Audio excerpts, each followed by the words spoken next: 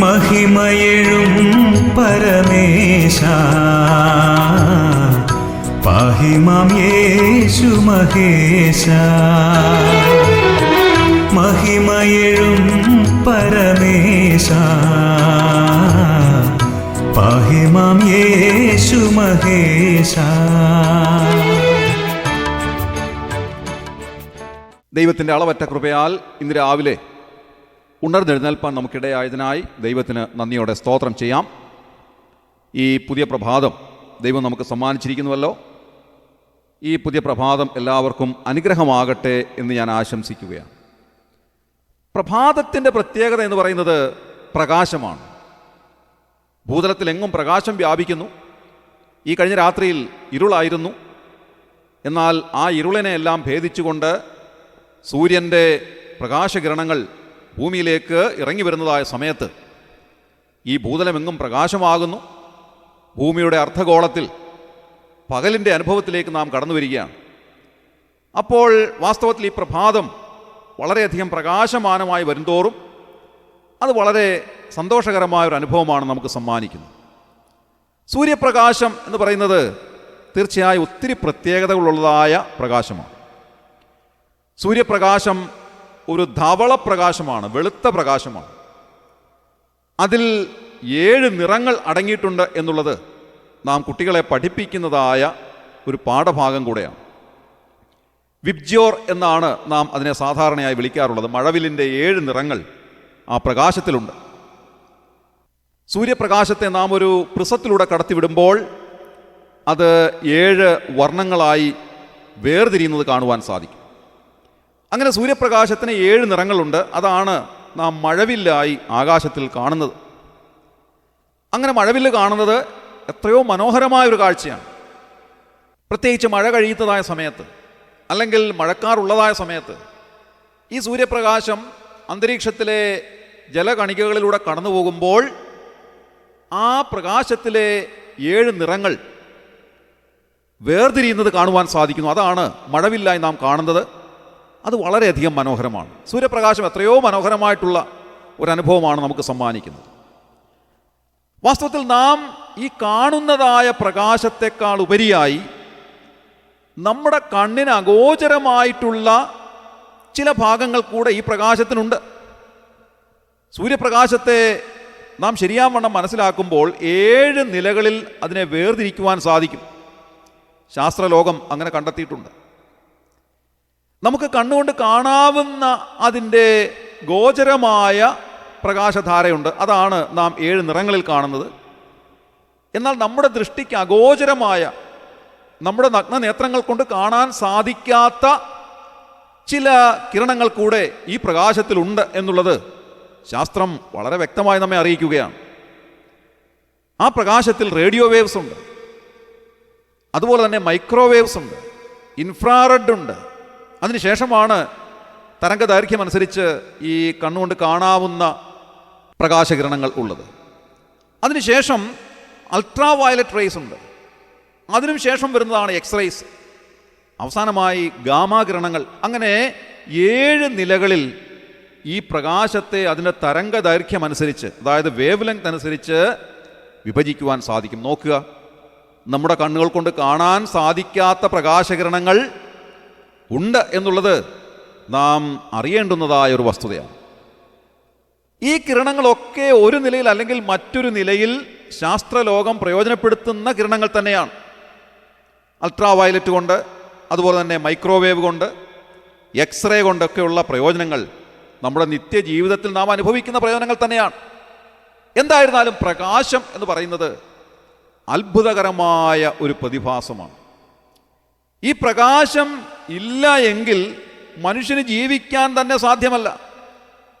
നമുക്കറിയാം, അടുത്ത സമയത്ത് സോളാർ പാനലുകളുടെ ഉപയോഗം വളരെയധികം വർദ്ധിച്ചിരിക്കുന്നു. നേരത്തെയൊക്കെ ആണെങ്കിൽ ചെറിയ ചെറിയ എമർജൻസി ലൈറ്റുകളൊക്കെയാണ് സോളാർ പാനൽ കൊണ്ട് ഉണ്ടാക്കിയിരുന്നത്. എന്നാൽ ഇന്ന് ആ സ്ഥിതിയെല്ലാം മാറി. നമ്മുടെയൊക്കെ വീടുകളിൽ തന്നെ സോളാർ പാനൽ ഉപയോഗിച്ച് നമ്മുടെ ഇലക്ട്രിസിറ്റിയുടെ നല്ലൊരു ശതമാനം സോളാറിലേക്ക് മാറ്റിയിരിക്കുകയാണ്. അങ്ങനെയുള്ള സംവിധാനങ്ങൾ വന്നു കഴിഞ്ഞു.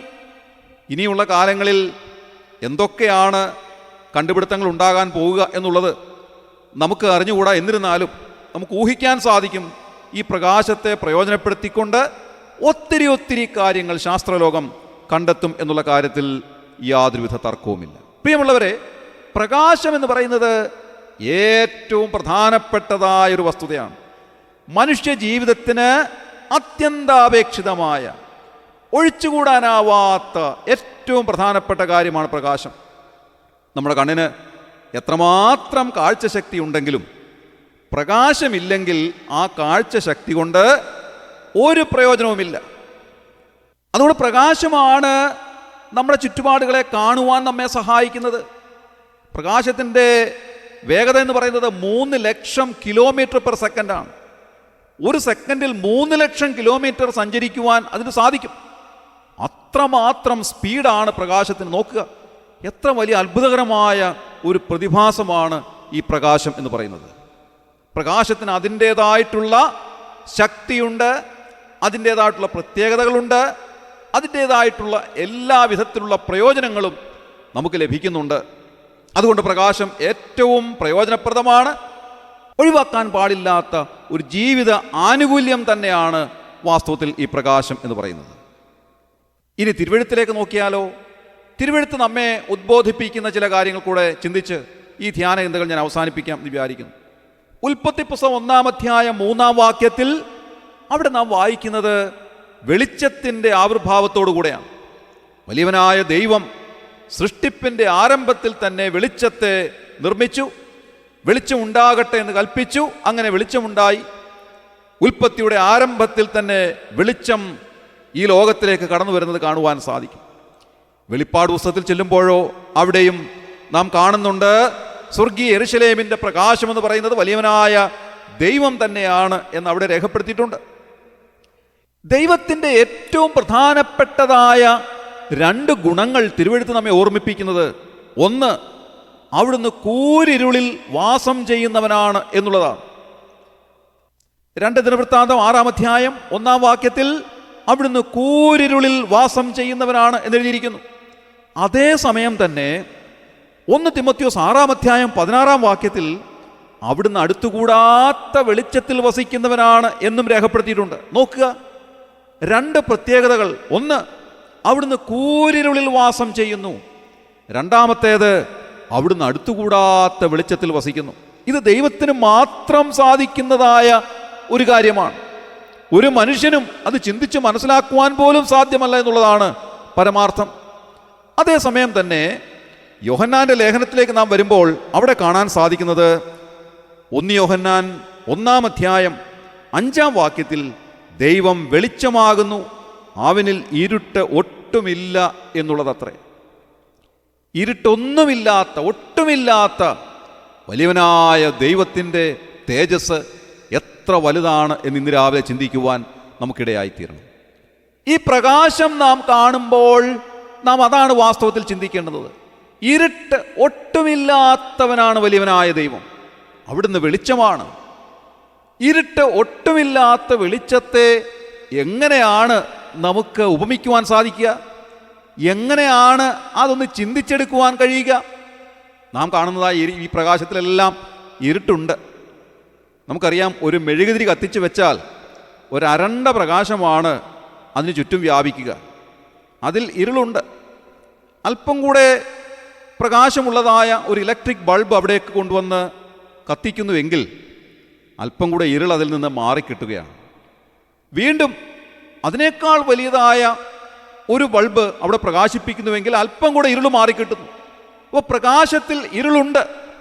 എന്നാൽ പ്രകാശം കൂടിക്കൂടി വരുന്തോറും ഇരുളില്ലാതെയായി ഇരുൾ മാറി മാറി വരുന്നു. അങ്ങനെയാണെങ്കിൽ ഇരുട്ട് ഒട്ടുമില്ലാത്ത വലിയവനായ ദൈവത്തിൻ്റെ തേജസ്സിൻ്റെ കാഴ്ച ഒന്ന് കാണുവാൻ നമുക്ക് സാധിക്കുമോ? നമ്മുടെ മാനുഷികമായ ചിന്തയിൽ അതിനെ കണ്ടെടുക്കുവാൻ നമുക്ക് സാധ്യമല്ല എന്ന് ഞാൻ വിചാരിക്കുന്നു. മാനുഷികമായ നമ്മുടെ ഗണനയ്ക്ക് അതീതമായിട്ടുള്ള തേജസ്സാണ് വലിയവനായ ദൈവത്തിൻ്റെ തേജസ്. അത്രമാത്രം തേജസ്സേറിയ വലിയവനായ ദൈവത്തിൻ്റെ അരികിൽ ചെല്ലുവാൻ നമുക്ക് ഇന്ന് രാവിലെ അനുവാദം ലഭിച്ചിരിക്കുന്നു. കർത്താവായ യേശുക്രിസ്തുവിലൂടെ നമുക്ക് ലഭിച്ചിരിക്കുന്ന ഈ വിലയേറിയ അനുവാദത്തിനായി നമുക്ക് നന്ദി നിറഞ്ഞ ഹൃദയത്തോടെ സ്തോത്രം ചെയ്യാം. അത്രമാത്രം ഉന്നതനായ ദൈവത്തിൻ്റെ അടുത്തേക്ക് ചെന്ന് അപ്പാ പിതാവേ എന്ന് വിളിക്കുവാൻ, നമ്മുടെ ആവശ്യങ്ങളൊക്കെ അറിയിപ്പാൻ നമുക്ക് ലഭിച്ചിരിക്കുന്ന ഈ ഭാഗ്യത്തിനായി ദൈവത്തിന് നന്ദി നിറഞ്ഞ ഹൃദയത്തോടെ സ്തോത്രം ചെയ്യാം. എങ്ങനെയായി ഈ ഭാഗ്യം നമുക്ക് ലഭിച്ചത്? കർത്താവായ യേശുക്രിസ്തുവിലുള്ള വിശ്വാസത്താൽ നാം ദൈവത്തിൻ്റെ വകയായി തീർന്നു. ഏതു മനുഷ്യനും കർത്താവായ യേശുക്രിസ്തുവിനെ കൈക്കൊള്ളുന്നുവെങ്കിൽ അവനെ കൈക്കൊണ്ട് അവൻ്റെ നാമത്തിൽ വിശ്വസിക്കുന്ന ഏവർക്കും ദൈവമക്കളാകുവാൻ അവൻ അധികാരം നൽകിയിരിക്കുന്നു എന്നാണ് എഴുതിയിരിക്കുന്നത്. അങ്ങനെ ക്രിസ്തുവിലുള്ള വിശ്വാസത്താൽ ഈ അത്യുന്നതനായ ദൈവത്തിൻ്റെ മക്കളെന്ന് വിളിക്കപ്പെടുവാൻ നമുക്ക് ലഭിച്ചിരിക്കുന്ന ഭാഗ്യത്തിനായി ദൈവത്തിന് നന്ദിയോടെ സ്തോത്രം ചെയ്യാം. ഇത് രാവിലെ ഈ ഭൂതലം മുഴുവൻ വ്യാപിക്കുന്നതായി പ്രകാശം കാണുമ്പോൾ വലിയവനായ ദൈവത്തിൻ്റെ തേജസ്, ആ പ്രഭ എത്രമാത്രം വലുതാണ് എന്ന് ചിന്തിച്ച് ദൈവത്തെ മഹത്വപ്പെടുത്തുവാൻ ദൈവം നമ്മെ സഹായിക്കട്ടെ. അവിടുത്തെ അരികിലേക്ക് ചെന്ന് നമ്മുടെ മനസ്സ് തുറക്കുവാൻ ക്രിസ്തുയേശുവിലൂടെ ദൈവം നൽകിയിരിക്കുന്ന ഭാഗ്യത്തിനായി നമുക്ക് നന്ദിയോടെ സ്തോത്രം ചെയ്യാം. നമ്മുടെ കണ്ണുകളെ അടയ്ക്കാം, പ്രാർത്ഥിക്കാം. ക്രിസ്തുയേശുവിലൂടെ അതിവാത്സല്യമായി ഞങ്ങളെ സ്നേഹിക്കുന്ന സ്വർഗീയ പിതാവാം നല്ല ദൈവമേ, അനുഗ്രഹകരമായ ഈ പ്രഭാതത്തിനായി ഞങ്ങൾ നന്ദി നിറഞ്ഞ ഹൃദയത്തോടെ സ്തോത്രം ചെയ്യും. ഇന്ന് രാവിലെ ഉണരുവാൻ ഞങ്ങളെ സഹായിച്ചതിനായി സ്തോത്രം. കർത്താവെ, ഞങ്ങൾ ഈ പ്രകാശത്തെ കാണുമ്പോൾ അവിടുത്തെ തേജസ്സിനെപ്പറ്റി ചിന്തിപ്പാൻ ഞങ്ങളെ ഇടയാക്കുന്നതിനായി ഞങ്ങൾ നന്ദി പറയുന്നു. അവിടുന്ന് എത്രയോ ഉന്നതനായിട്ടുള്ള ദൈവമാണ്. അവിടുന്ന് അടുത്തുകൂടാത്ത വെളിച്ചത്തിൽ വസിക്കുന്ന വലിയവനായ ദൈവമാകയാൽ ഞങ്ങൾ നന്ദി പറയുന്നു. അവിടുന്ന് കൂരിരുളിൽ വാസം ചെയ്യുന്ന അത്യുന്നതനായ ദൈവമാകയാൽ അവിടുത്തെ സന്നിധിയിലേക്ക് ഞങ്ങൾ അടുത്തു വരുന്നു. കർത്താവേ, ആകാശത്തെയും ഭൂമിയെയും സകല ചരാചരങ്ങളെയും ഉളവാക്കിയ അത്യുന്നതനായ അവിടുത്തെ തേജസ് ഞങ്ങളുടെ വിശ്വാസ കണ്ണുകൾ കൊണ്ട് കാണുവാൻ ഞങ്ങളെ അനുവദിക്കണമേ എന്ന് പ്രാർത്ഥിക്കുന്നു. ഞങ്ങൾ വായിക്കുന്നത് പോലെ ഞങ്ങളിൽ വെളിപ്പെടുവാനുള്ള അവിടുത്തെ തേജസ് ഓർക്കുമ്പോൾ ഈ കാലത്തിലെ കഷ്ടങ്ങൾ സാരമില്ല എന്നെണ്ണിക്കൊണ്ട് ജീവിപ്പാൻ ഞങ്ങളെ ഇടയാക്കണമേ എന്ന് പ്രാർത്ഥിക്കുന്നു. ഇന്ന് രാവിലെ ഞങ്ങളെ അനുഗ്രഹിക്കണമേ കർത്താവേ. ഈ ശുശ്രൂഷയിൽ സംബന്ധിച്ച് എല്ലാവരെയും അവിടുന്ന് അനുഗ്രഹിക്കണമേ. അവിടുത്തെ അനുഗ്രഹത്തിൻ്റെ കരം ഓരോരുത്തരുടെയും മേൽ വെച്ച് അവരെ സഹായിക്കുകയും അനുഗ്രഹിക്കുകയും സാന്ത്വനിപ്പിക്കുകയും ചെയ്യണമേ എന്ന് പ്രാർത്ഥിക്കുന്നു. ഇന്നത്തെ ദിവസം ഞങ്ങൾക്ക് അനുഗ്രഹമാക്കി തരണമേ കർത്താവേ. ഞങ്ങളെ പ്രാർത്ഥന കേട്ടതിനായി സ്തോത്രം, ഞങ്ങളെ അനുഗ്രഹിച്ചതിനായി സ്തോത്രം. ഞങ്ങളുടെ കർത്താവിൻ്റെ രക്ഷിതാവുമായ യേശു ക്രിസ്തുവിൻ്റെ ധന്യമായ നാമത്തിൽ തന്നെ ആമേൻ. നിൻമുഖ കാന്തിയൻ മ്ലാനത നീക്കും, നിൻമുഖ കാന്തിയൻ മ്ലാനത നീക്കും, നിൻ മധുരാമൃതവചനം ഭിന്നതയാകവെ പോക്കും, നിൻ മധുരാമൃതവചനം ഭിന്നതയാകവെ പോക്കും. മഹിമയെഴും പരമേശ പാഹി മാം യേശു മഹേശ.